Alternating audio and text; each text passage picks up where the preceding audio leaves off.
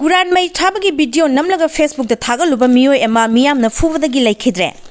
Islam Lining Satpa Singi Senglaba Dharma gi maruiba laik amasu oiriba Quran bu mai thaduna Facebook da video upload tawrakpani haiba nupa ama khoisangnorba miyamna fubadagi sire hairi. Police ki pawna hai tabada akiba fawraba thawdo asi ngasi numidang wairang pung 3 kulum tabada Yaripo Police Station gi manung sanba Yaripo bamu lekai da thokibane. Thawdo asi da miyamna fubadagi laikhidraba Quran mai tharambani haiba miyoi adudi Yaripo ke crew makha lekai dagi Imran Elias nganu sahi kuntaru apokpa laikhidraba Azirudin Kawi Hairi. Pawasina hai ngasi nungthil Imran haiba miyoi asina Yaripo ke kruda leiba Gwarok singi mafam amada leiraga Quran paiduna wa nganglaba matung mafam adumakta da Quran adu mai thabagi video ama masana Facebook ta upload tawrakpada miyamna unakhibane. Di Berot haiba Facebook account amadagi laikhidraba miyoi asina aigi ming Imran Kawi aina pairiba si Qurani aikhoi Muslim gi Holy Quran taibang semba mapu mahakna dunia asi ahanba semba hobadagi loiba fawbagi wari loina Quran asida iraga dunia asida tharakhrabani aibu semba mapu aduna sigi matam asi loire Quran si mai tharo aduga haina wanganglaga upload tawrakhibani haire. Presna mafam adudagi fangba pawgi matung ina Facebook ta upload tawrakpa video adu unabadagi miyam harokduna mahakpu koiti thiraga pharaba matung da fubadagi laikhidabani haire.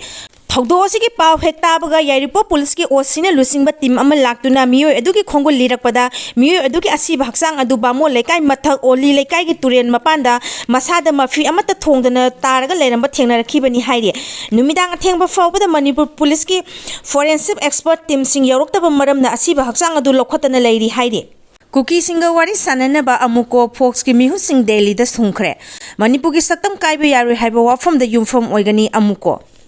India government ki Ministry of Home Affairs na khanghalakpa matung inna New Delhi da hayeng kuki jogi mihu singa wari sananaba gi damak All Manipur United Club Organization amuko gi mihu ahum amadi Federation of Civil Society kanglaipa Fox ki miyoi ahum ga punna miyoi tarung na saba team amang asi Delhi da thungkhre. Amuko gi oina hauji president oina thaupuriba TS Nandoluwang hanagi president Ito Tongbram amasung advisor Dhanabil Laisram na saruk yari. Fox ki oina president in charge BMI ma member Sandra Kumar amasung James Sapam na saruk yari. Khongsat asigi matangda amuko ki president Nandoluwang na phongdorapagi matung ina Ministry of Home Affairs ki maikaidagi kaurakpa matung ina hayengi mifam asida saruk yanabagi damang asi numiyong matung pung 12 makhai gi India gi flight amada Imphal thadokhibane. Amuko gi mifam asi yauribagi maram asi central government gi sabsaba aningba apamba adu nakhai sengna khangdoknabani. Aikhoi gi maikaidagi di miyamna hanragi thamdana lakpa wafam sing haibadi Manipur gi apumba gi saktam kaibe yaroi lamdam asigi kanglup furup sing nungsi sanana na laiminagadabani lanjengna duna lairiba sing mayum da hanjil hangadabani highway sing da ayet apan leitana chathok chasin tawba yahangadabani haiba asini.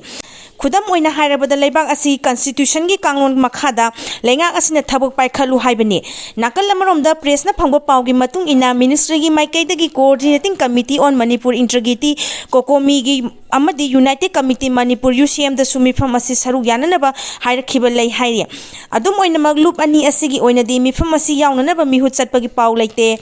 Ningsing bayabadi kumja lising ani kulhumdoi gi me ahum dagi satharagliba sahi ani fajilaglaba Manipur gi irang asigi waroshin puraknaba hayeng April 5 da India lenga ki Ministry of Home Affairs na sinduna New Delhi da pangthoknaba honariba Shanti gi wari asigi mangoina na tha asigi ani da pangthokiba kukizo singi mifam amana maitai singna kukizo na khundariba mafam singda ayaba yaudana sangba yaroi haiba yauna ware kaya lokhiba leikhrabane. Ministry of Home Affairs na sinduna hayeng New Delhi da pangthokadoriba wari sanaba asigi mangoina na Kangpopi ki KBC Center Search Holders pangthokiba kuki jo singi high level consultative meeting amada warep sing asi lokhibane. Sadar Hills District Kangpopi da leiriba kuki jo council Sadar Hills Chief Association kuki NP student body women organization social activist sing na singba kuki jo organization gi miyoi kaya na saruk yakhe.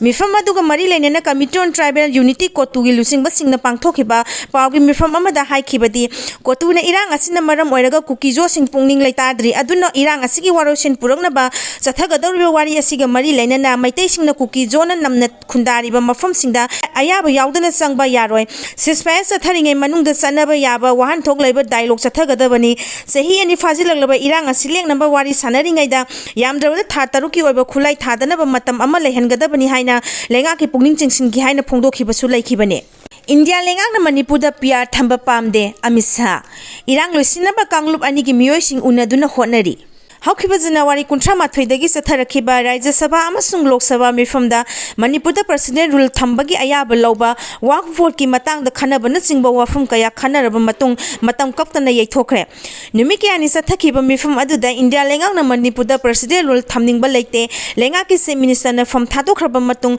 Political Party Amatana Lengak Siang Naba Haraktabadagi PR Thamkhibni Manipur Girang Atubada Loisinaba India Lengang na Kanglup Anigi Musing Unaduna Honari Haina Home Minister Misana Raja Sabha da thamkhre Sathariba Parliament ki mifam asigi haukiba nongyai matung pung aniga mini kuntra mangarom tabada Lok Sabha da state the President rule thambagi matang da ayaba lokraba matung Raja Sabha na Manipur da President rule thambagi matang da ayaba pikhibane Manipur da President rule thamliba amadi thogliba irang asiga mari leinana khana nainarakpada Congress ki Luchingba Malik Arjun Kharge Trinamun Congress ki direct o brain na singba Luchingba kaya na hangkiba wahang singi paukhum piraduna Union Home Minister Amisana makata na hai Manipur da thogliba irang asi loisinaba India lengang na Kanglup anigi miyoisinga unaduna kanna honari makata na aroiboina Delhi da Kanglup anigi miyosing unaduna irang asigi warosun purangna ba thaurang tauri mahana makata na hai center lengang na Manipur da nongma fawu President rule thamningba leite adubu haukiba February 8 da state lenga ki Chief Minister N Birena Chief Minister from dagi resign tawkhibadagi kanaguma political party amatana lenga sengnama hairakpa leitabadagi President rule thamnabagi wari blokhibane Manipur da tholiba irang asiga mari lenana amisana makata na hai Manipur na Congress na Luchingba lengak leiringa da law and order ngaknabani haiduna sahi amada numit sani kunmanga ni curfew thangki police ki encounter da miyoi lising ama chawnga gi mathakta siki state ta tholiba irang asi loisinaba Kanglup anigi miyoi sing